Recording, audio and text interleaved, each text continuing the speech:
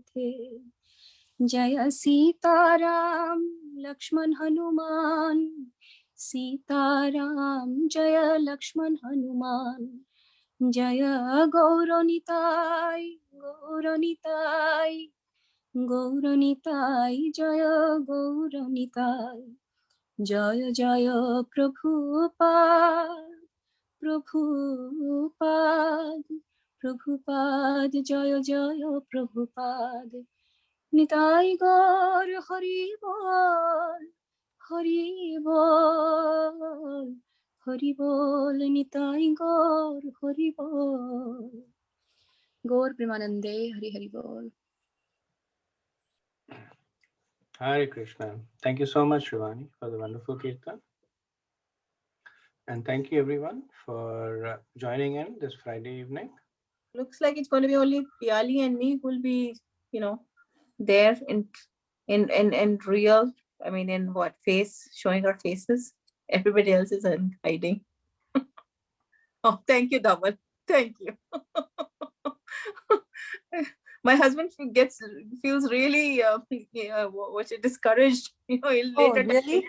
But later he'll tell me, oh, koi to hota nahi hai. I don't know if I'm talking to the walls. And I'm like, nahi hote hai log. They are hearing you. Actually, if I may, Prabhu, I should just put out a notice on how to make yourself look very nice, even though you're not looking nice. Zoom has all of these things. Fake mustache, fake eyebrows, fake lipstick, everything. Fake hair. What do you want really? to get? Or you can annotate yourself. Yeah, there is something in the video settings and background and filters, and then video filters. So you can do a lot of things over there. Studio effects and all of it. It might be in the paid version though. So I do not know if it's in the free version. It could be that it's not in the free version. Okay. So, once again, thank you for joining. So today with your permission and blessings, I wanted to speak about Srila Prabhupada. We all know about him, and I think most of what I'll be saying is something that all of you know, but just like we hear Narsingh Dev's appearance every year, and we hear Damodar Leela every year. So these kinds of pastimes, they then always inspire faith, inspire awe, inspire love in us. So speak a little bit about Srila Prabhupada, and then we can have a discussion on how he inspires us. What is our personal? I mean, none of us have personally met him, but in a way, we have met him through his books and through his lectures. Om Agyantimirandasya Gyananjana Shalakaya Chakshurunmilitam Yena Tasmai Shri Guruve Namaha Shri Chaitanya Manobhistam Sthapitam Yena Bhutale Swayam Rupakadamayam Dadati Swapadantikam Vandeham Shri Guru Shri Yutpadakamalam Shri Gurun Vaishnavamscha Shri Rupam Sagrajatam Sahaguna Raghunatam Vitam Tam Sajivam Sadvaitam Savadutam Parijana Sahitam Krishna Chaitanya Devam Shri Radha Krishna Padan Sahaguna Lalita Sri Vishakhan Vitamscha He Krishna Karuna Sindhu Deen Bandhu Jagatpate Gopesh Gopika Kanta Radha Kanta Namastute Tapta Kanchana Gaurange Radhe Vrindavaneshwari Vrishabhanu Sute Devi Pranamami Hari Priye Vancha Kalpatarubhayaschet Kripa Sindhubhya eva cha Patitanam Pavanebhyo Vaishnavebhyo Namo Namaha Jai Shri Krishna Chaitanya Prabhu Nityananda Shri Advaita Gadadara Shivasadi Gaur Bhakta Vrinda. Hare Krishna, Krishna Krishna, Hare Hare, Hare Rama, Rama Rama, Hare Hare. Mukham karoti vachanam, pangam langate girim, yat kripatamaham vande, Shri Gurudin taranam, Paramanandam Madhavam.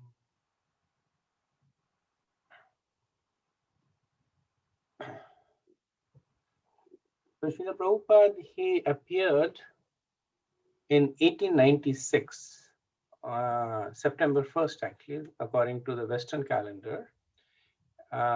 He was born as the third son of Gaur Mohan De, and his mother's name was Rajani Devi. He was born in Calcutta, in the Tollygunge suburb. Not sure if it's still there, but I'm guessing it is one of the outskirts of Calcutta. And Prabhupada grew up on Harrison Road. His address is 151 Harrison Road. Prabhupada's father was a Vaishnava, and he also had a shop in which he sold clothes. And Prabhupada actually comments about it that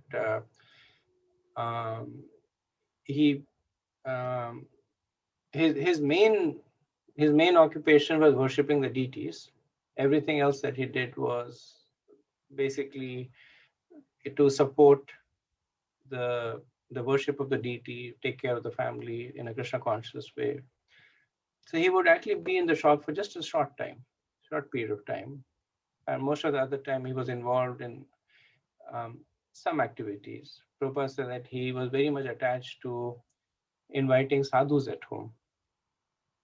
And incidentally, that actually had somewhat of a negative effect on him, because his father was, Prabhupada felt that his father was a little too gullible. So he would get many babas and sadhus at home and feed them, give them dakshina. But then they were just people who were like beggars, and they'd taken the garb of spirituality for feeding their stomach. And that's why Prabhupada developed a bit of a cynical feeling towards such people. But Prabhupada himself was very, very strongly, naturally attracted. He was worshipping deities from a very, very young age. Prabhupada recounts that he would be doing the Rath Yatra for the kids in the neighborhood. There was a temple close by, and he was very attached to the deities over there. And he would often go there for worshipping there. That the neighborhood that Prabhupada lived in actually belonged to a very wealthy family by the name of Maliks. And this is back in the 70s. Prabhupada said that they are still, not sure if they're around now, it's been more than 50 years, but he said they're still amongst the wealthy family over there. And they were also very pious. They're pious. They supported the temple, supported various spiritual activities there. So Prabhupada says that he had a very happy childhood. His mother doted on him. He had a younger sister, Prishima, and she actually was very much looked up to him.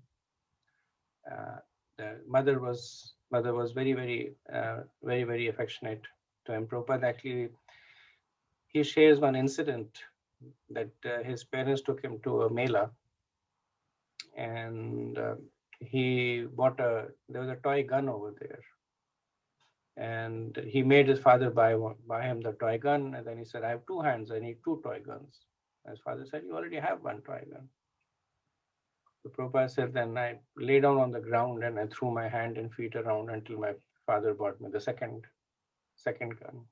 So he would sometimes use it just as an example to show that he said that for me, that was the most important thing at the time.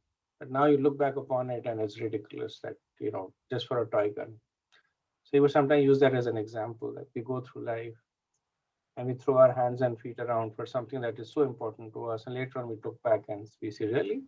Was this really worth the effort? Was this really worth all the anxiety that it caused? So when Prabhupada grew up, and that time marriages were done relatively early, he was a good student. He went to school. After that, he actually joined the Scottish Church College there. Is it still around, Pyali, the Scottish Church? I believe it. Still there? So at that time it was, excuse me, at that time it was considered to be as one of the good schools there. Prabhupada joined over there, and he married when he was 22 years old. He married. He was still in school. He was in college at the time, and his wife was actually 10 years younger to him. So his wife's name is Radharani, and she was 12 years old when they were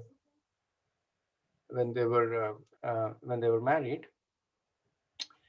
And when Prabhupada was 24 years, then he graduated from college. But at that time, he was very involved in the Freedom of India movement. He was a follower of Mahatma Gandhi. And Mahatma Gandhi at that time was protesting against this British-run institutionalized education. So Srila Prabhupada, in deference to the request by Mahatma Gandhi, he actually refused to take his degree. He did not show up at the convocation, did not take his degree. And Prabhupada was a natural leader, so he was kind of taking on a more and more of a leadership role. But his family was also growing. So by the time he was 25, which is he had just passed college, he had a first son, and Prabhupada had a total of five children. The very next year, when Prabhupada was 26 years old, a friend of his invited him to meet with a religious man. So he had said there's a very advanced spiritual person who has come, and he's doing satsanga, pravachan. So why don't you come with me, and I'm going there to listen. And Prabhupada still had his name Abhay Charan. So at that time he was Abhay Charan. So he still had some amount of cynicism for the so-called the charlatans, spiritualists. So I said, no, I'm fine. I don't want to go. But the friend insisted. So Prabhupada said, okay. So more to keep in deference of the wishes of the friend, Prabhupada went. And this person happened to be Bhaktisiddhanta Saraswati Thakur, the future spiritual master of Prabhupada.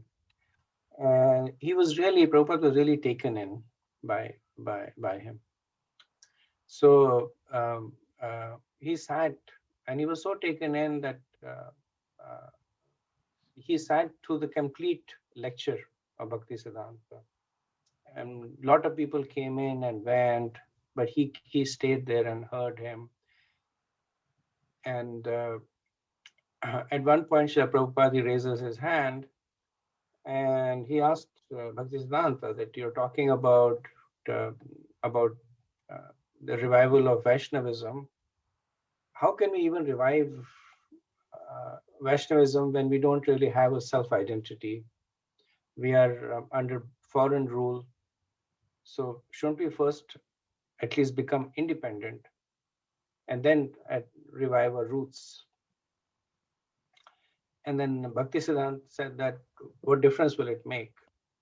Whether you're ruled by the Britishers or whether you're ruled by other Indians, you still will have the same problems of birth and death. You'll still have the same problems of being afflicted by material desires and material nature. And he said, true independence is being free of all this. That is true independence. And that actually struck a deep chord in Srila Prabhupada. Srila Prabhupada actually, he says that my Guru Maharaj, he completely defeated me in our first meeting, and I was very happy about it. So later on, Bhaktisiddhanta actually looks at Prabhupada and he says that that English-speaking boys like you should go out and preach to the Western world. And Prabhupada was taken aback because he was starting on his job. He had a job in a factory that manufactured chemicals. He was starting a family. And here this person seemed to be giving him an instruction that English-speaking boys like you should go to the Western world and speak about spirituality. So that meeting, it left a deep impression in the heart of Srila Prabhupada, and apparently even in the heart of Bhaktisiddhanta Saraswati Thakur, because 11 years later on, when Prabhupada approached Bhaktisiddhanta Saraswati for initiation, then Bhaktisiddhanta remembered the first meetings, and he says, yes, I will give him initiation. He's a nice boy. He likes to hear. Of course, this was in the intervening 11 years, they did meet, but Bhaktisiddhanta was the head of the Gaudiya Math, and Srila Prabhupada was a Grahastha. So there were very little opportunities for any direct interaction. This was one of the first direct interactions at the time of Prabhupada's initiation. So Prabhupada actually carried that heart. This was interestingly the first instruction of Bhaktisiddhanta was also the last instruction of Bhaktisiddhanta. That the last time when Srila Prabhupada met him, then Bhaktisiddhanta gave him exactly the same instruction. That if you have some money, print books and preach to the Western world. So Prabhupada was initiated, as I mentioned, 11 years later on, when he was 37 years old. Yeah.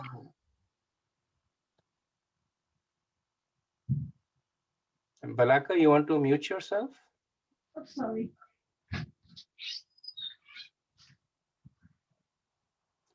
So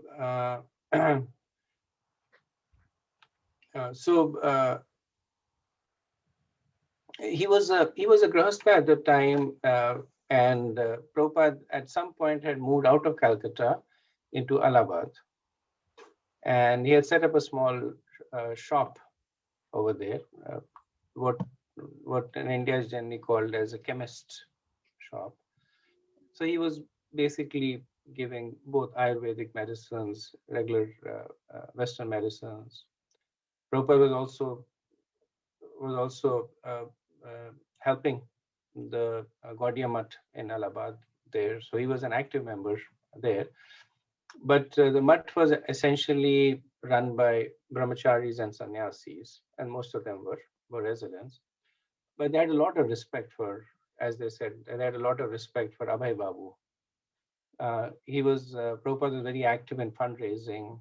He was obviously a significant donor, and they could see that Prabhupada had a lot of natural inclination. So in 1936, when Srila Prabhupada was about 40 years of age, Bhaktisiddhanta, he left his body. And so Prabhupada it's interesting to note that Prabhupada was only an actual initiated disciple while his Guru Maharaj was around for 3 years only. So he was initiated in 1937, and Bhaktisiddhanta left his body in 1940. And Prabhupada was either the only disciple or one of the very few disciples who receives all the initiations at the same time. Bhaktisiddhanta, he started this system of Harinam Diksha and Brahman Diksha, and actually he had one Diksha, he had one stage even before that, where a person would get permissions to chant the Hare Krishna Mahamantra. So right now that stage is not there. Everybody chants. But at that time, it was Guru Mantra. So there was a stage when people were allowed to chant. And then Harinam is when they got the name, they got a name of like an initiated name. Brahman is when they got the Gayatri Mantra and deity worship, allowed for deity worship. So Prabhupada got them all at the same time. And it just reflects on what Bhaktisiddhanta Saraswati Thakur saw in Prabhupada. When towards the end of the life of Bhaktisiddhanta, Srila Prabhupada once went to meet him at Radhakund, and this was just, I believe, either some months before Bhaktisiddhanta's departure. And at Radhakund, the famous conversation happened where Bhaktisiddhanta, he predicted, he said there will be fire when I leave my body. And then he instructed Prabhupada, if you have money, print books and preach to the West. And the fire that he was talking about was actually the fire of divisiveness that came in the Gaudiya Math. So when Bhaktisiddhanta left, the Gaudiya Math at that time was pretty large and prominent. They had 64 temples, and some of the temples were on very opulent properties. So there was this infighting that went between the disciples, trying to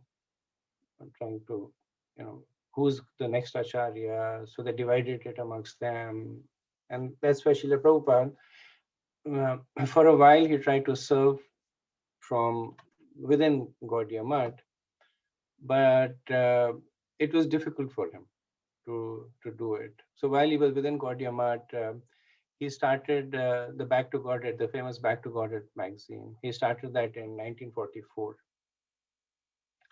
And Prabhupada would actually, he would do everything. He would write the articles, he would get the magazine printed, and then he would distribute the Back to Godhead. I think at that time he was distributing it for 1 anna. 1 anna is 6 paisas. He was distributing it for 1 anna.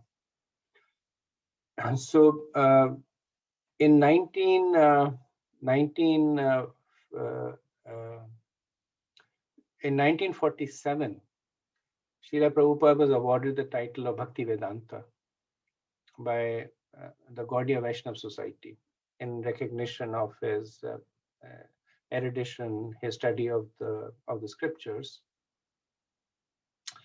And Prabhupada's first attempt for preaching was within Gaudiya Vaishnava. So he would visit the various temples and preach, give classes, and share Krishna Katha. But unfortunately, that did not work out well, just because of the other divisiveness that was happening. There were factions, and some temples said you went to that temple, so you can't come to this temple. You're aligned to that person, you can't be aligned to us. So it just became very difficult for Prabhupada to operate. And in 1953, he actually started the first preaching society in Jhansi. It was called the League of Devotees. And Prabhupada's vision was very similar at the time. He started this society called the League of Devotees. The charter was very similar to ISKCON for natural reasons. The purpose was the same, to spread Krishna consciousness. And in Jhansi, Prabhupada had actually established a good base over there. He was given by the collector of Jhansi. He was given a building as the base, as the center for him to preach, where he was establishing his base. He was having programs. There was a person, I think his name was Joshi, I forget his first name. He was actually initiated by Prabhupada, the first disciple of Prabhupada. But then things did not go well over there. One of the problems there was that the wife of the collector, she wanted the building that Prabhupada was in for the women's club. And she eventually convinced her husband to evict Prabhupada. So he had to leave the building. And he wasn't able to build a strong base over there. So Prabhupada then left Jhansi. And around that time also, so far he was also a grahastha. So he had a small business that was kind of running. But next year he formally took the vanaprastha. So he was 58 years of age at the time. And at that time he retired from home and business. Prabhupada says that he had been thinking about it, and he was praying to Krishna that please give me some sign that this is the right thing for me to do. And then around that time, a person came to Prabhupada and said that, Prabhupada, this factory that you established in Lucknow, I think he had established a factory in Lucknow, and he said it's burned down, and whatever was left has been stolen, so everything is gone. And Prabhupada started laughing, and he said, thank you very much, Krishna. So he understood that that's what Krishna wanted him to do. So he kind of his family moved to Calcutta, back to Calcutta from Allahabad. His sons were grown up, so they were taking care of his wife there. And Prabhupada also shares that his relationship with his wife was never very congenial. His wife was very much into material stuff, and she was kind of critical of Prabhupada's spiritual endeavors. And I think the tipping point was that Prabhupada had written a commentary on the Bhagavad Gita, and this was, of course, all handwritten, several hundreds of pages Prabhupada had written painstakingly over so many years, and with the hope that he'll get it published. And then one day Prabhupada came back home and he found the entire stack of papers had disappeared. And then he asked his wife, where has it all gone? And then, of course, later on she confessed that she had traded it to the kabadiwala for tea biscuits. So Prabhupada took that also as an indication that this was not the conducive environment for him, the home environment. But he would always make this point that regardless whether the home environment is conducive or not, it's important for a person to start at a certain age. In the scripture that is at 50 years, but at a certain age, should start actually developing some level of detachment from home and family. So at that age, Prabhupada, he moved to Vrindavan around a year or so afterwards. Prabhupada was 60 years old, he moved to Vrindavan, and he was first living in the Vamsi Gopal temple. And for a few years, he was living there.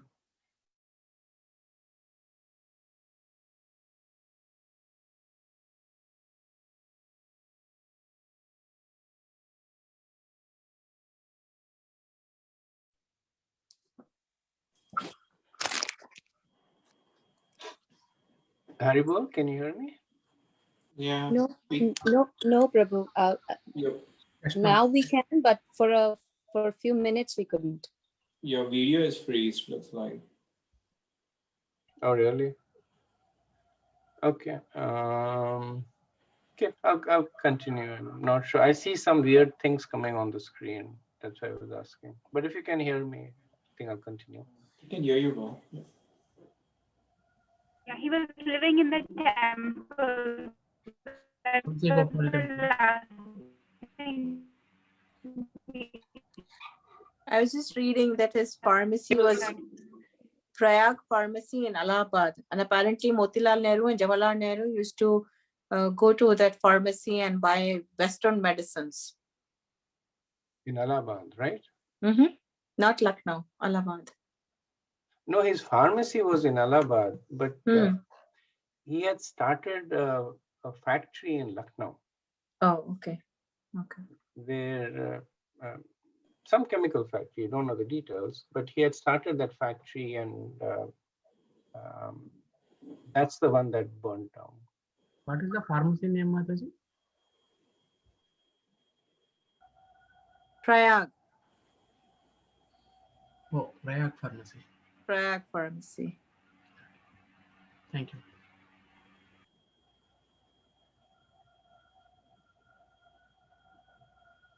Prabhuji, we are not able to see you, Prabhuji.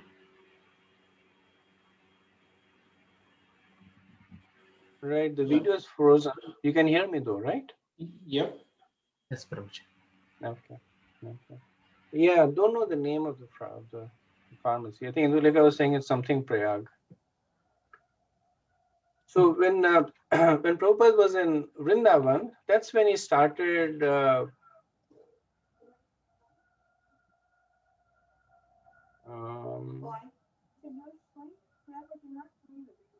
yeah. See, this thing is showing up.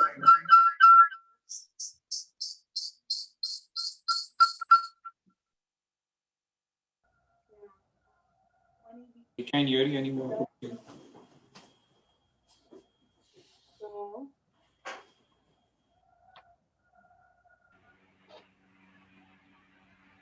I think it will be better to just reboot the computer for times the problem can go away.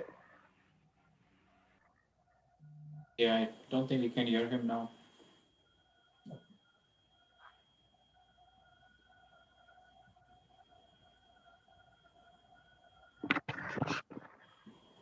You might be rejoining the call also, right, Michael?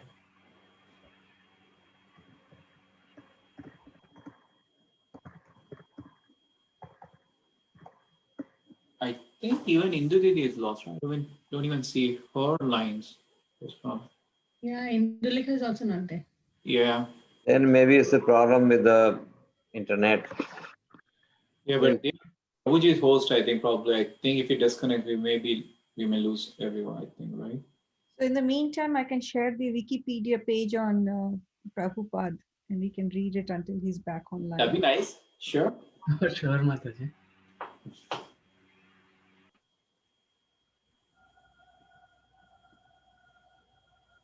So I think this is where he was talking about early life and then the reason for leaving home. He was in this section. Although he has his own different kind of storytelling where his wife sold his manuscript to a bookseller in exchange for tea. Can you hear me, Haribol? Yeah. Haribol Prabhu, then I'll stop sharing. I was sharing. Can you see? Sorry, Prabhu? Can you see me? Yep. Yeah. Yep, we can. Yes, better now. Yes. Okay. I joined in back from the phone, so maybe that will work out better. Yeah. So sorry about that. So when Prabhupada had, Then I should leave my phone here for the Facebook Live, right? don't worry about that. So when Prabhupada was in Vrindavan, then at least for some time, and others were thinking that this is his retirement place. Like people go and retire, and this is the retirement home, Vrindavan. Prabhupada, however, he says that all the time he was meditating on the instructions of his Guru Maharaj. So he was using the time that he was there. So he was initially living in the Vamsi Gopal temple. Later on, he moved to the Radha Damodar temple. And if you go to Vrindavan now, those two rooms that Prabhupada was living in, they're still there. So if you go in, on the right-hand side is the room that Prabhupada would do his translation. And on the left side is the room where there's a small kitchen where he would do his cooking. And right behind the room is the courtyard in which there is the samadhi of Rupa Goswami. So Srila Prabhupada would sit and translate. He was translating Bhagavatam at the time. So he would sit and translate, and he would often look out into the courtyard and look at the samadhi of Rupa Goswami. And not visible from his room, but on the other side of the temple are the samadhis of so many other Vaishnava saints there. So Prabhupada would say that this is where I would sit and I would plan on how to execute the instructions of my my spiritual master. So he was also going to Delhi to get his Bhagavatam printed. So he had 3 volumes. So initially the Bhagavatam was, so if somebody has old copy of the Bhagavatam, then, so right now, like the first canto is 1 volume, second canto is 1 volume. But earlier on, the first canto was either 3 or 4 volumes, smaller books. So Prabhupada had actually printed 3 volumes of the first canto. And he would go to Chippenwara in Old Delhi. And there he would, there was a printing press over there. So there Prabhupada would do the proofreading, and he would oversee the setting of the block and check the initial printouts. So right from the beginning, Prabhupada had a very, very strong commitment to getting his books printed, because he somehow had this vision. And this was a statement that Prabhupada made over and over again, that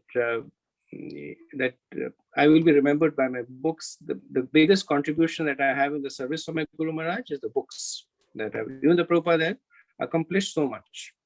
But he would say that the books that I wrote, these are the biggest service that I was able to do for the pleasure of my Guru Maharaj.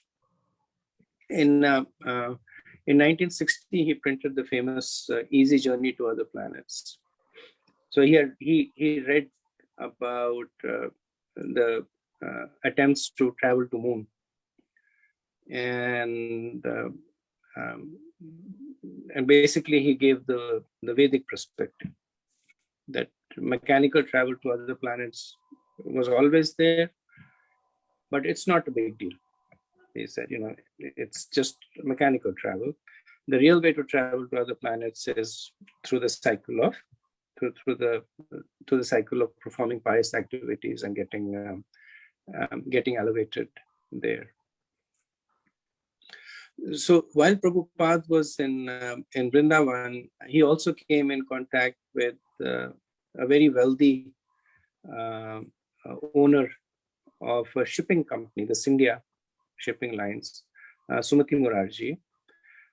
She was Gujarati and pious by nature, so she had a lot of respect for Srila Prabhupada, and she would sponsor his programs in Bombay, help him financially, a little bit here and there. So Prabhupada then got this idea of going on her ships, because he had ships going all over the world.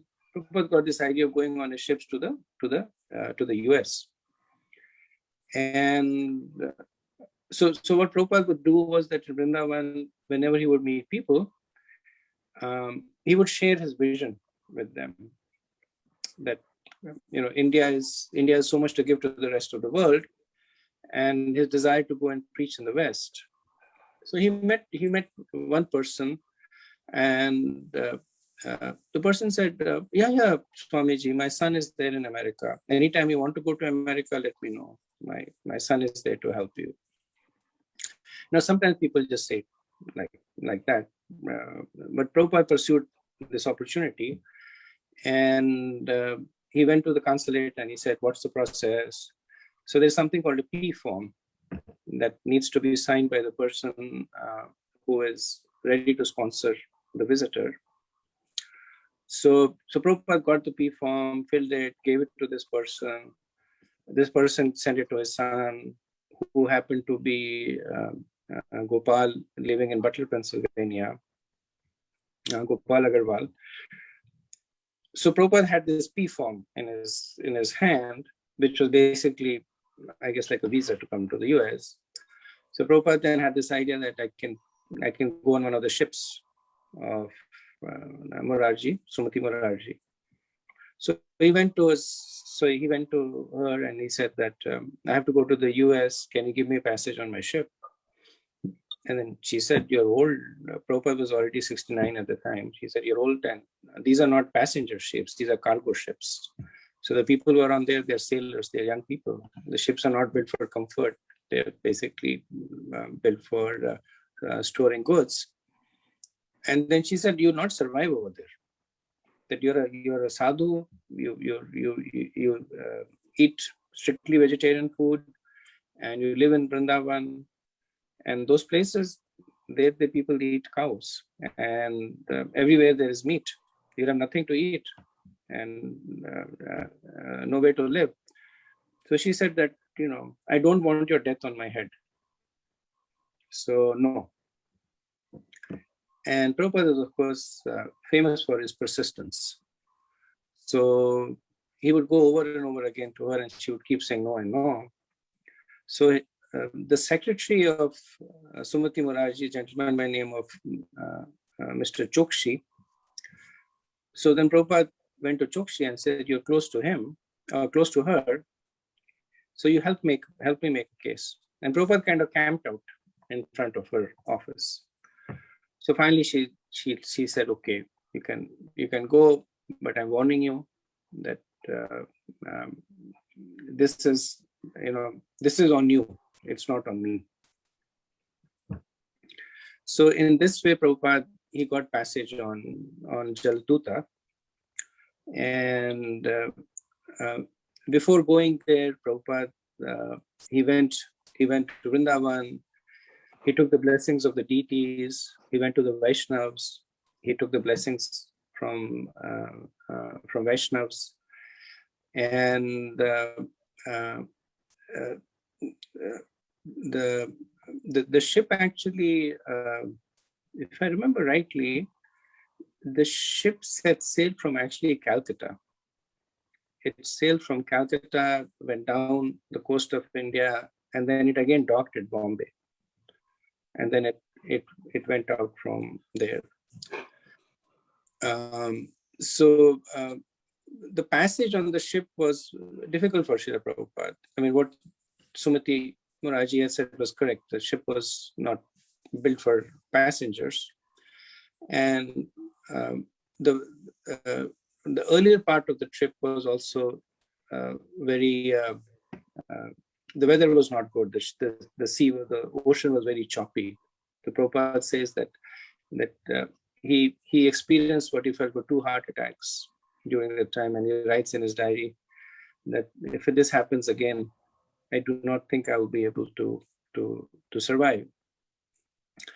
And then at one night, Prabhupada had this dream he had this dream that he was on the ship, and Krishna was rowing the ship,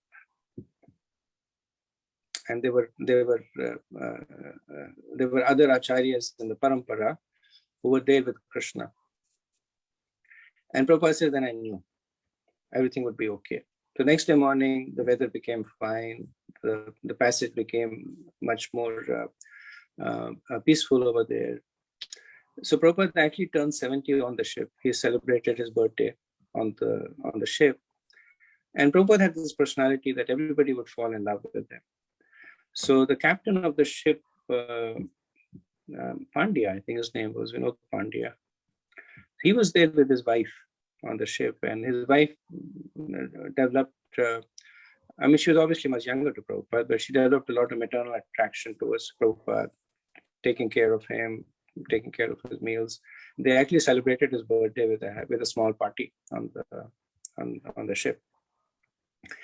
And so the Jaladuta, it actually made all the way. I believe the trip was 40 days. I believe it was a 40-day trip across the different oceans, and then it docked into Boston on September 17th, 1965, and Prabhupada actually disembarked on the Boston pier, and along with the captain, he went for. Captain said he wanted to see the city, so he went and saw the city there. And there Prabhupada composed the famous Markin Bhagavatam prayers there. So he was shocked when he saw the situation in Boston, the number of pubs over there, the people over there. And this is maybe a couple of hours, but enough to shock Prabhupada. So in this Markin Bhagavatam prayers, which thanks to Piali and Palaka, they explained me that it actually, Markin means American. And so Prabhupada was his first realizations of America. He writes, and the prayers are famous, where he writes about his desire to spread Krishna consciousness in America, and at the same time his submission to the desires of Krishna and Guru. And he says that, and I'm a puppet in your hand.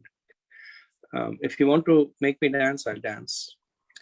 But I have this desire that I spread Krishna consciousness over there. So after that, Prabhupada, the ship went back to New York. Prabhupada disembarked there. So Gopal Agarwal had not personally come to receive Prabhupada, but he had arranged with the YMCA. So a volunteer from the YMCA was there, and they put Prabhupada on a bus from New York to Butler, Pennsylvania. So he took a bus, and then there he was received by Gopal Agarwal, who was actually very surprised, because he later on said that my father was in this habit of sending me these P forms, and I would sign them and send them back, and nothing ever happened. So it wasn't something that he wasn't expecting somebody to materialize. It was just something that he was doing to pacify his father. So he said he was quite surprised when actually an old elderly gentleman showed up. So Prabhupada lived for a few weeks in the house of Gopal and Sally Agarwal. And he also gave a few classes over there in the university. So the short time that he lived over there, he actually became quite famous in the small town. It is a college town. So he became quite famous there, and there were people who were asking him to come and present to students or to different intellectuals.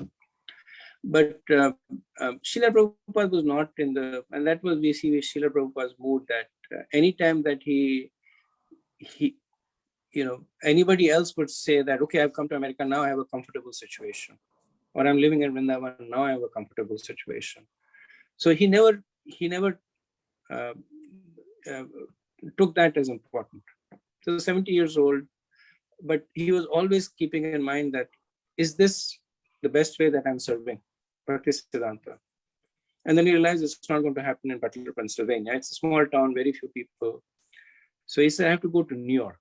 New York is the epicenter of it, big city. So I need to go to New York.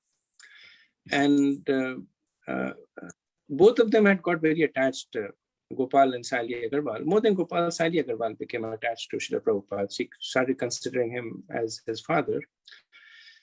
And she tried to dissuade him that don't go there, Swamiji. New York is basically it's a hellish place over there, and we don't know anybody. So how will you take care of yourself? But Prabhupada's mood was always taking dangers for the pleasure of Guru and Krishna. So he went to New York with practically no contacts. Gopal Agarwal had some contacts, but he didn't even know that they would materialize. And from there, of course, the rest is history. That he within what would I say? Maybe within 6 months, he incorporated ISKCON. The official date of the incorporation of ISKCON is July 11th, 1966. He wrote down the 7 principles of ISKCON, had it incorporated, established the first temple. A lot of you have probably visited it, Matchless Gifts in 26 2nd Avenue in New York. And the temple it started growing. People started coming, and everybody was like, okay, Prabhupada, now you stay here. That's what you wanted. You wanted to establish preaching center, and it's growing. And then what does Prabhupada do? We say, no, one place is not enough. And he actually flies right across the country into San Francisco, and that's where he established the second temple, I think in Haight-Ashbury. It's in the middle of the hippie area over there. So over time, Srila Prabhupada established 108 temple, and the accomplishments of Srila Prabhupada now, of course, they are widely acknowledged. Is in different forums. He's acknowledged in the US, in India, many countries in the world. So I wanted to end also by actually. I wanted to end also by actually just talking a little bit about the mystical aspect of Srila Prabhupada's pastimes. So in the Padma Puran, there is a passage. There is the Gita Mahatmya. I'm sorry. This is not the Gita Mahatmya. This is the Bhagavad Mahatmya, in which Bhakti Devi is speaking to Narad, and so this is the famous pastime of Bhakti Devi is crying on the banks of the river. And there are 2 children. She has 2 sons, Gyan and Vairagya. So that pastime is there. But there is a verse over there which says that where Bhakti Devi, she says that in the future, my glories will be revived through the recital of Srimad Bhagavatam all over the world, especially in the age of Kali. Right. So this is considered to be as a prediction of Prabhupada's coming to the West, printing the Bhagavatam over there, and preaching the cult of bhakti. In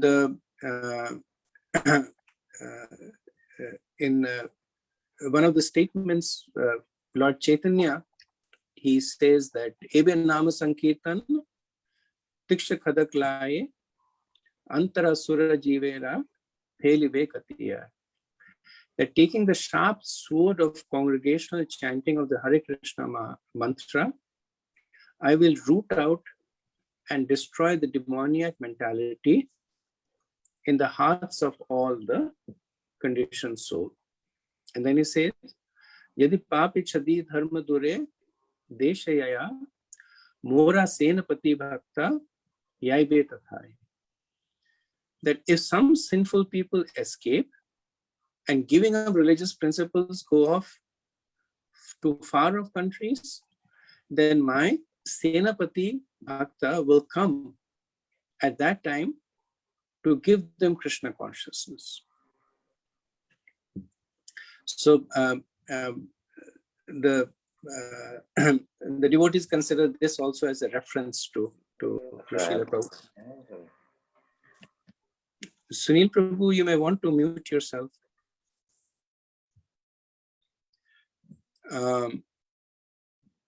In Chaitanya Mangal, in the Sutrakand, Mahaprabhu says, Prithvi Acha Yatha Nagaradi Gram Sarvatra Prachara Halibe Moranam. That in every town and village, the chanting of my name will be heard. And devotees, so right now it is said that at every time, somewhere in the world, Mangal Arati is being done. Because there are temples and all the different time zones, different times. So it's night here, it's day somewhere else. So now, of course, there are a lot more temples. When Prabhupada left, there were 108 temples. Now there are more than 400 temples, probably even more now. So in every town and village, there is a temple, there is deities of Radha Krishna, and there is worship that is going on. Bhakti Vinod Thakur famously, he made this statement that the movement of Chaitanya Mahaprabhu will be spread to the Western world, and he sent a copy of a book he had written to the McGill University. So he made this statement, and same year that Prabhupada was born, Bhaktivinoda Thakur in 1896, he made this statement that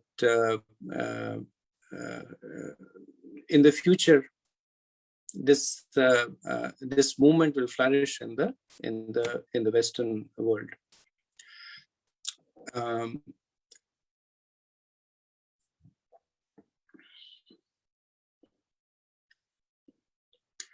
And there are other conversations also, too many to go through. There's so much Prabhupada Leela. But one that actually struck me was, and after that I'll stop, is that when Prabhupada was in New York, he was once sitting on a bench, and another person came and sat next to him. The person was a toll collector, Mr. Rubin, for the trains in the New York. And of course, he was curious. Prabhupada was dressed as a sannyasi, and he started asking him, "What is it that you do here?" And then Prabhupada started saying that,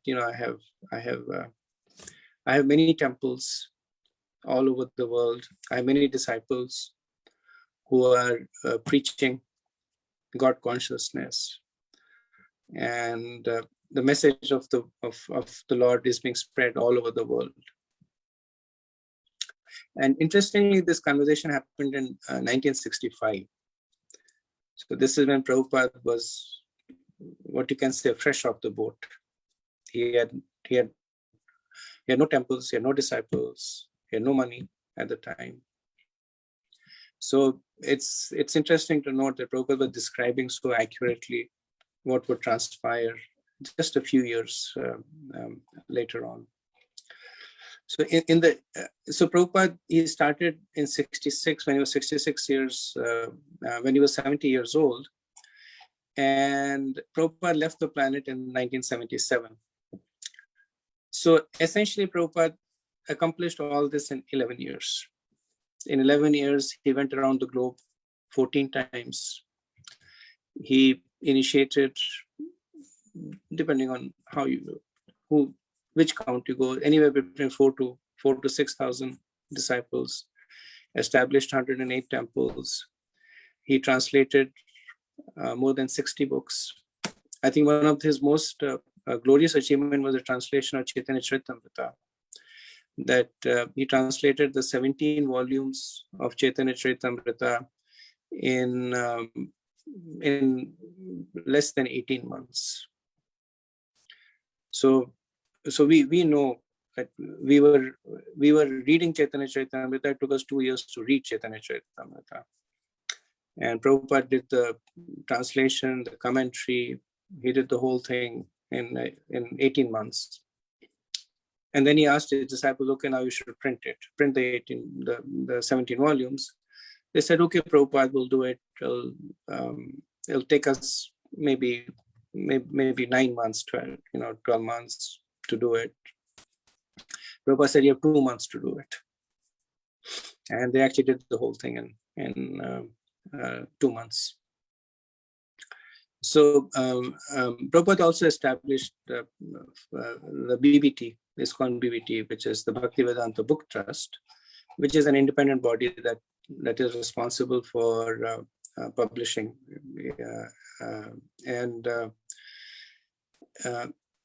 BBT to this date is the largest publisher of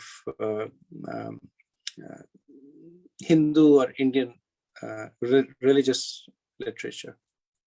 The Bhagavad Gita published by the BBT is, after Bible, the single largest religious text published anywhere in the world. And even in 1976, this was where Prabhupada was there, BBT had already published 55 million copies of various of his various books. Bhagavad Gita is published in 25 different languages. So, and these are just the more apparent accomplishments. Prabhupada's real accomplishment was the way he touched the heart and souls of so many people. That he left a legacy that we are benefiting from. He left his disciples to guide us. So we are, sometimes people ask that we have gotten so much. Even Prabhupada's first generation disciples, if you look at their lives, they encountered a lot of hardship and austerities to distribute his books, raise money, set temples. We basically go in there, take darshan of the deities, have prasadam, put a few dollars in the donation box. So in a way, we are enjoying all the sacrifice and the blood, sweat, and toil put in by Prabhupada and the disciples. So how can we reciprocate? And we can reciprocate by carrying on the tradition, by becoming good devotees ourselves, by becoming like model ambassadors for the mission of Srila Prabhupada, inspiring others to take to Krishna consciousness, take to it ourselves in a serious way. That's what Prabhupada said. Once disciple asked Prabhupada that how can we ever repay your debt? Prabhupada said, you can never repay my debt. So it's not, you can't repay the debt to your spiritual master. He said, but you can do this to please me. You can become good devotees. You can make this your last life, perfect your life, go back to Godhead. Prabhupada said, there's an ISKCON in the spiritual sky. We'll all meet over there. So I'll end over here. Srila Prabhupada ki jai. If there's any Hare Krishna, Shivani, go ahead. Hare Krishna Prabhu, my question was, do we know the name of the a friend who took Prabhupada to meet Srila Bhaktisiddhanta Saraswati Thakur, because he not only plays a significant role in Prabhupada's life, he also is very important in the creation of ISKCON. He is, I think the name is mentioned. For some reason, I think it was somebody, Mullick, Mullick, but Mullick. Okay. somebody Mullick, but I'm not 100% sure. But this is something I can check and let you know. Thank you, Prabhu. Thank you so much. But you're important, I think. It's almost like he's the path pradakshak for Srila Prabhupada, right? He is the one who initiated the contact.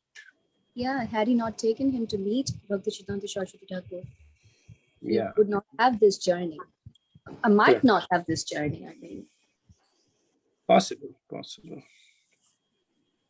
Double Prabhu? Yeah, Hare Krishna Prabhuji. So you mentioned that that Prabhupada traveled in 1965-66 to West, and before that, I think his Guru Maharaj, you said about 1936, and Guru Maharaj wanted him to go to the West and preach there. So I'm trying to understand, like, I mean, first question is like the gap between that so much time, that Prabhupada was there in India. And why West? And the time when Prabhupada was in India, were people following in India the same Krishna consciousness, and was it something not being followed? Is that the reason Prabhupada traveled, or is it just his spiritual master's wishes? Yeah, thank you. That's a good question.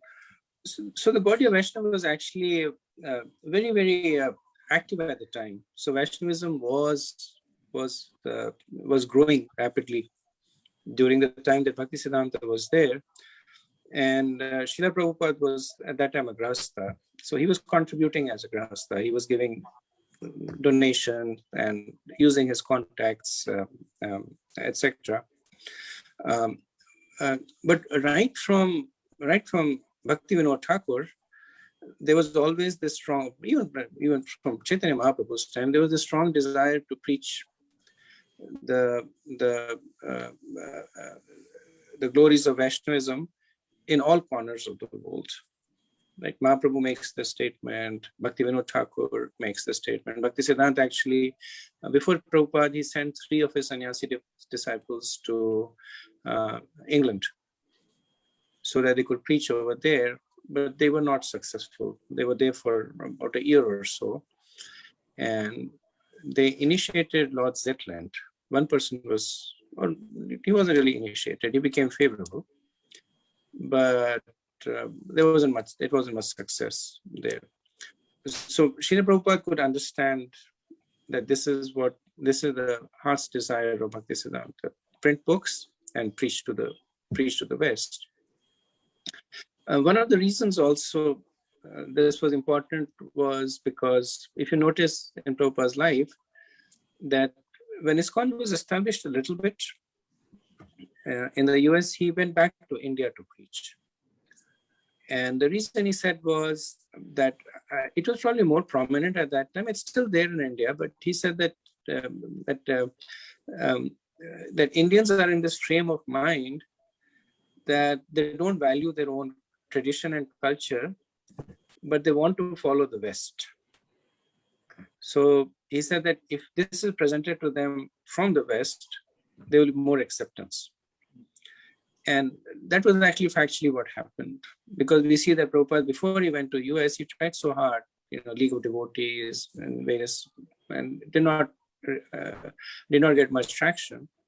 But when he came back from America, then he did this World Sankirtan party in India, and his pandals would have 10,000 people. 10,000 people would show up for his programs. Some of them showed up to see the Western devotees, and some of them to see the famous sannyasi who has preached in the West. And now you can see that, within India, right now, Russia and India are the 2 countries where ISKCON is growing the fastest. and these were the two places that in Russia, when Prabhupada went, he initiated one person. That was it. He did not have much success over there, but the root took place over there, right? So some of the activities that he did was, with the vision of the future. Thank you, Prabhuji. Ravi Prabhu? Hare Krishna, Prabhuji. Thank you very much, Prabhuji. Actually, Prabhupada's life is very big inspiration for us. Like, there are a few things that always struck me, like with Prabhupada's sacrifice, that kind of motivates. And especially whenever I became sloppy and not feel like doing, then it appears that that if I see Prabhupada or if I read a bit, then I feel that he took so much effort at that old age. Uh, it's not the right word, but sometimes I feel like kind of sympathy is not the right word, but that gratitude appears like that, and then I push myself to chant or read something. So even though I never saw Prabhupada, but still his efforts are touching. So thanks to Prabhupada. And Prabhuji, one question, Prabhuji. Like the Gaudiya Math, there were the politics that were happened after Bhaktisiddhanta's disappearance. So I was wondering, Prabhuji, like because even with the basic practice, not great background or culture, even we see benefits of the bhakti. And Bhakti Siddhanta disciples means even then India, they are like glorified people. Everybody cannot be his disciple. So how come people of that standard uh, can have politics or, and sometimes even I hear that not his disciples, but generally the fall downs of great people, like somebody is so high in, like even something like church cardinals or something like those people too, when they fall down, it surprises me, like uh, how come that is possible? It happens. Yeah, I was reading about this. In the Bhagavatam, it talks about the fall down of Lord Brahma, right? And then we read in the purport of there, where where it is said that firstly, it's basically there as a lesson for us that when Brahma can fall, then we can also fall. Brahma is much greater than us, so we have to be more careful. We have to take shelter. So it basically establishes that sense of dependence in us, and also important for us not to judge such things, because when you start when you go down this path of judging, that how come this great person fell down, I haven't fallen down, I'm greater than that person, or that person is probably not, he was not great any time and he was pretending to be great, then you get infested with offenses, because Krishna says, right? He says in the 9th chapter that apiche sudurachar bhajante mamananyama sadhureva samantavya, that even if my devotees fall down, they should still be considered as sadhus, as worshipable, right? Because who are we to judge that this person fell down, and why did this person fall down, and why did he not do this, how come he was chanting for 40 years and then fell down? Who knows? How the fall down is temporary. The fall down is there for assisting the Lord in his pastime. Arjun fell down, right? In the Kurukshetra, in the first chapter, he falls down. He says, "I won't fight," and then and then he becomes the dearmost disciple of Krishna. So, I mean, personally, I don't know. In Bhakti Vikas Swami Maharaj, he has written a 3-volume book on Bhakti Siddhanta Saraswati Thakur. There he talks about in a lot of details various disciples and the mood of different disciples. Of course, he's not there to also to judge, but he writes a lot of details about Gaudiya Math there. But our takeaway should be that it's important for us to protect our bhakti. And thanks to Gaudiya Math, Srila Prabhupada came. And thanks to Srila Prabhupada, ISKCON came. Thanks to ISKCON, we have some chance of making progress. So if anything, we should have gratitude. We shouldn't be judging them. We should have gratitude towards them. Thank you, Prabhuji.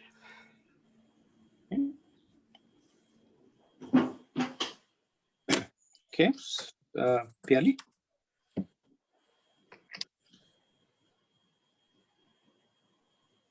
Can't hear you, Piali. Oh, sorry.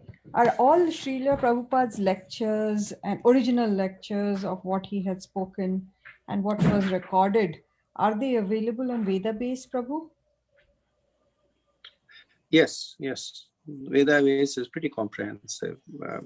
So all the recordings that are available, there were recordings that have been lost due to various reasons, but all the recordings that are available are there in the Veda base. Also, the letters that Prabhupada wrote over 7,000 letters to his various disciples. They were compiled in I think it's 2 or 3 volume book, Shikshamrita. That's there in the Veda base. And to put a plug for myself, my articles are there in the Veda base. So I wrote 4 articles. They are there in the Veda base. How do we search for them, Prabhu? By name, or is it by title, or is it by topic? So the Veda base that is on the web, that is a scaled down version of the Veda base. But there's actually a Veda based software that you can buy. And once you install that, then you get the full package. And that has a very enhanced search ability in it. You can search by author, search by keywords. So if you kind of know what you want to do, you enter it, it'll point you in the right direction.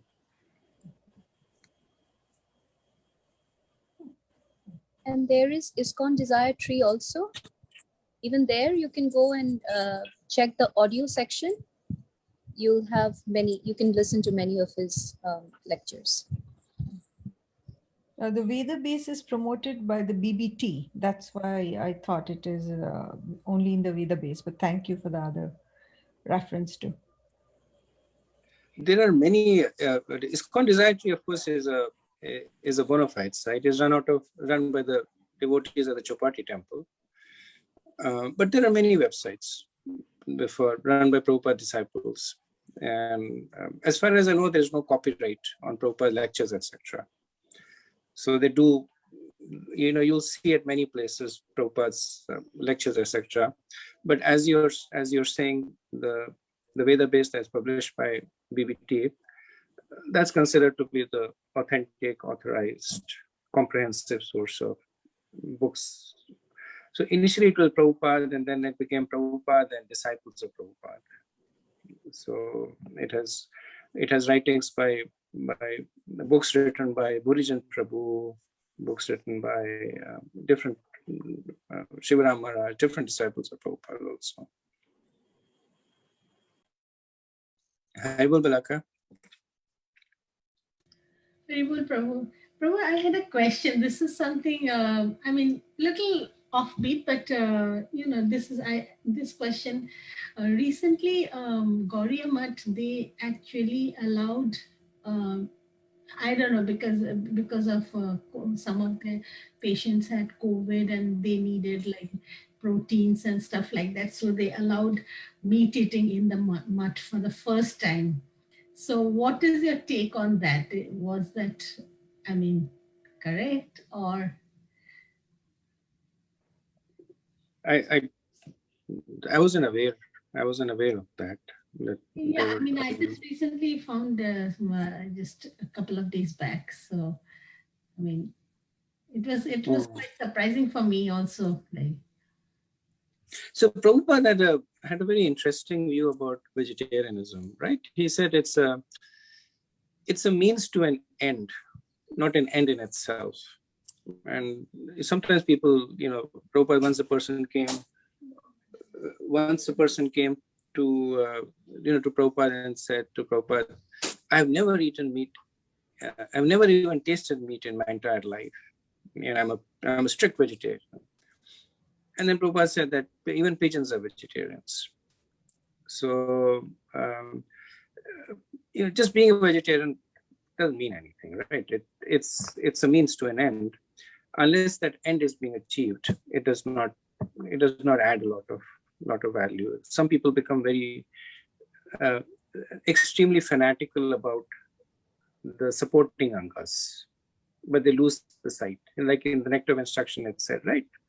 Atyara prayashcha prajalpa niyamagraha. The niyamagraha is a person becoming slave to the rules and regulations, but missing the big picture. So I'm not sure what the big picture is with the Gaudiya Vaishnava Society, but yes, the big picture is the more important picture. Prabhupada had sent his disciples to Poland to preach, and they wrote back saying that in Poland there is no vegetarian food, so we cannot survive here, so we are coming back. And Prabhupada was in Vrindavan at the time, and he was dictating a reply. And so he said, he said, okay, you can eat meat. So the person who was taking the letter, he thought he had heard wrongly. And he said, Prabhupada, you meant that you should not eat meat. They should not eat meat. Prabhupada said, no. I meant that, okay, you should eat meat. And then the disciples said, but Prabhupada, what about vegetarianism? And Prabhupada said, vegetarianism be damned. Preaching should go on. So that was Prabhupada's vision about the big picture there. So that was generally what Prabhupada's mood was. But like I said, I can't comment on specifically Gaudiya Math. What are the stipulating factors that they did one way or the other. There are other incidents also where Srila Prabhupada was very strict about it also.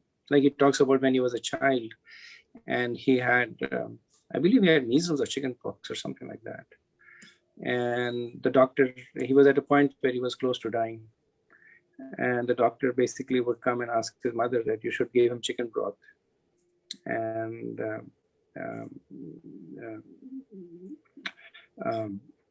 the parents, they just said that cannot do it. I just cannot do it. And Prabhupada, of course, pulled through. And Prabhupada remembers that fondly. He says that, they had so much faith that they knew that if Krishna wanted to protect me, then he would protect me, not the chicken broth. So we see both these aspects of Prabhupada. But like I said, these things are context sensitive. So one has to take them in that context. thank you. Okay. I have somebody else. I don't see a name, just iPhone. Oh, Hari Prabhuji. Oh, Haribol Ruchi. Haribol. So, Guruji, I just wanted to ask, what are your reflections from the life of Prabhupada? What touches you the most? So personally, I think, and I probably must have said that more than a few times, is this is that the Prabhupada never rested on his laurels, right? And I was comparing myself. Prabhupada came to the US with 40 rupees in his pocket, which were rupees actually, not even dollars, because he didn't even know that there were different currencies in the world. He could not spend that, right? And when I came to the US, before that, and I'm sure it was for you also, you called ahead, made sure you had friends, made sure you had somebody to pick you at the airport, had some traveler's check, had some this and that, you know. Prabhupada was 70 years old, you know, I was just in my 20s at the time. But then also I made all these arrangements, planning ahead. And every time anytime I took a step and I said, okay, you know, am I safe? I'm secure, you know, and this is for completely material reasons. And Prabhupada at every time he became a little secure in Butler, Pennsylvania. And everybody said, now you stay here. And Prabhupada said, no, I need to leave. He became a little safe in New York. Now you stay here. I need to leave. He was in San Francisco. You need to stay here. No, he went to Canada from there. So his name is Abhay Charan, and he was truly fearless that way. That in order to serve Guru and Krishna, he was completely devoid of any fear. And that's something that, you know, I know I'll never have it, but it's something that I really appreciate, you know, that sense of him being so confident that whatever happens, it's okay. You know, whether I live or whether I die, whether I succeed or I fail, you know, it's okay. I'll be doing it for the pleasure of Guru and Krishna.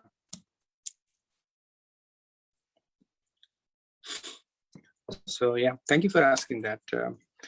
Yeah, and the things like which would bewilder us, right? Like his shop, his factory burning and all. He took that as a positive sign towards it, you know, for somebody. I remember when my dad passed away, I had a hard time keeping my faith, you know. I was like, Krishna has deceived me, you know, it was like a very conflicting time. It is for all of us that anything there's an adversity happens, the first thing that shakes is our faith. Yeah. And in his case, it's the opposite. Every adversity, it strengthened his faith. Even after he established ISKCON, we think that he established ISKCON and things were okay. But it was just one challenge after another. You know, he was cheated by so many people. He was some of his disciples betrayed him. So there were so many challenges, you know, throughout. He was accused of being part of the CIA, and you know, the people that he was trying to help. So it's not that he became ISKCON, he became founder Acharya. We generally see Prabhupada being worshipped on the Vyasthan and, you know, people doing arti, which was there.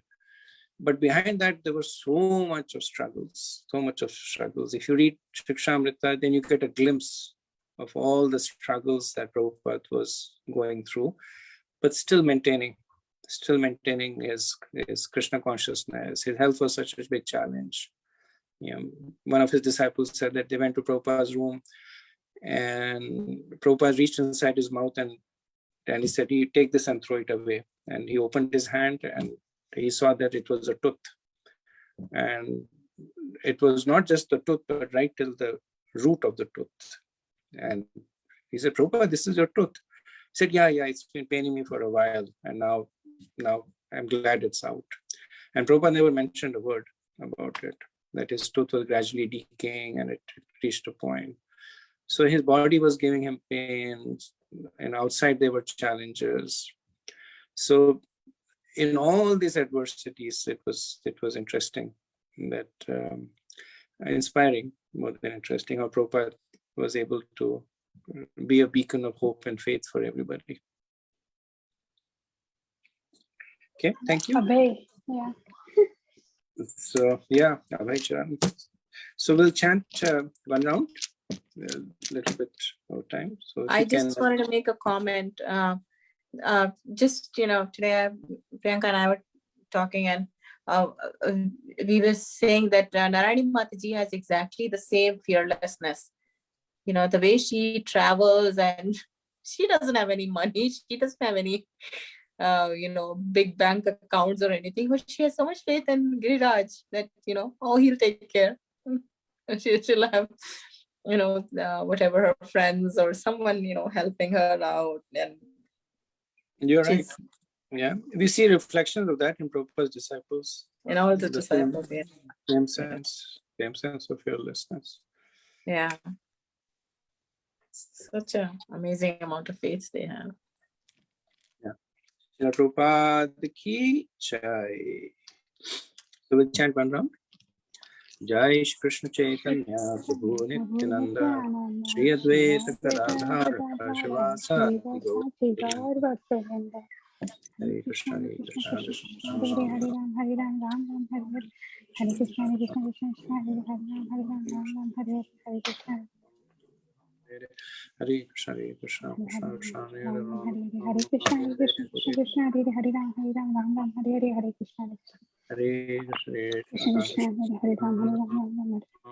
Hare Krishna, Hare Krishna Krishna, Hare Hare Ram, Ram Ram, Hare Hare Krishna, Hare Krishna, Krishna Krishna, Hare Hare Ram, Ram Ram, Hare Hare. Hare Krishna, Hare Krishna, Krishna Krishna, Hare Hare Ram, Ram Ram, Hare Hare. Hare Krishna, Krishna Krishna, Hare Hare Ram, Ram Ram, Hare Hare.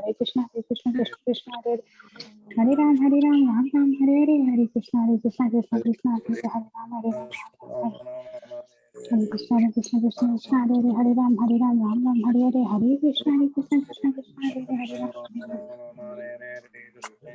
Hare Krishna, Krishna Krishna, Hare Ram. Hare Hare Krishna, Hare Krishna, Krishna Hare Krishna, Krishna Krishna, Hare Ram, Hare Krishna, Hare Krishna, Hare Ram, Hare Krishna, Krishna Krishna, Ram Ram, Hare Hare. Hare Krishna, Krishna Krishna, Hare Hare Ram, Ram Ram, Hare Hare Krishna, Krishna Krishna, Hare Hare Ram, Ram Ram, Hare Hare. Hare Krishna, Krishna Krishna, Hare Hare Ram, Ram Ram, Hare Hare. Hare Krishna, Krishna Krishna, Hare Hare Ram, Ram Ram, Hare Hare. Hare Krishna, Krishna Krishna, Hare Hare Ram, Ram Ram, Hare Hare. Hare Krishna, Krishna Krishna, Hare Hare Ram, Ram Ram, Hare Hare. Hare Krishna, Krishna Krishna, Hare Hare Ram Ram, Hare Hare. Hare Krishna, Krishna Krishna, Hare Hare Ram, Ram Ram, Hare Hare. Hare Krishna, Krishna Krishna, Hare Krishna, Krishna Krishna, Hare Hare Ram, Ram Ram, Hare Hare. Hare Krishna, Krishna Krishna, Hare Hare Ram, Hare Krishna, Krishna Krishna, Hare Hare Ram, Ram Ram, Hare Hare. Hare Krishna, Krishna Krishna, Hare Hare Ram.